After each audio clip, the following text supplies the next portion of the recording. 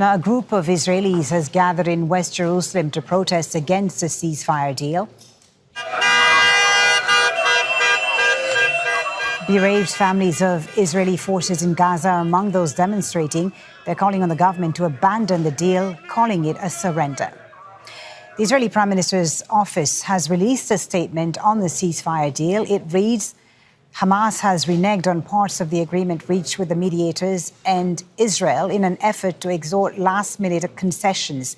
The Israeli cabinet, it says, will not convene until the mediators notify Israel that Hamas has accepted all elements of the agreement.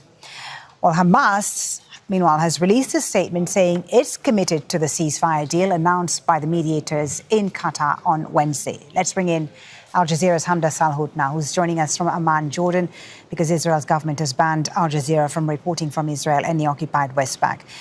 The Prime Minister's office, the Israeli Prime Minister's office, Hamda, talking about a last-minute crisis that's preventing the signing of the agreement. What exactly is this crisis?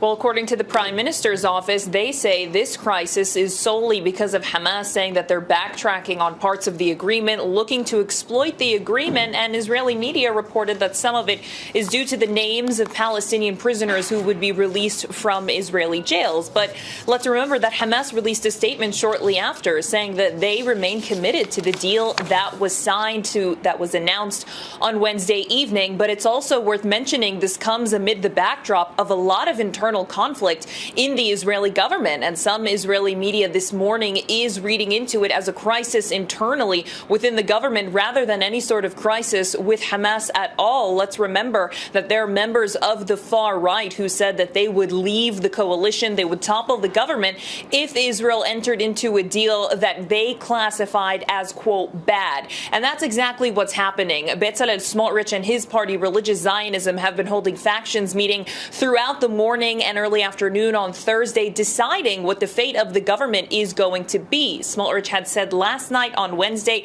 that he's going to need a guarantee from Netanyahu that Israel will go back to full-scale war after the initial phase of this deal, meaning that they're not interested in this going to phase 2 or 3 and ultimately an end to the conflict altogether. So that's what's going on in Israel. This security cabinet vote has been delayed. Netanyahu's office says it's because of Hamas, but according to what we're reading and what we're seeing within the Israeli government, it's because of internal quarreling within the coalition.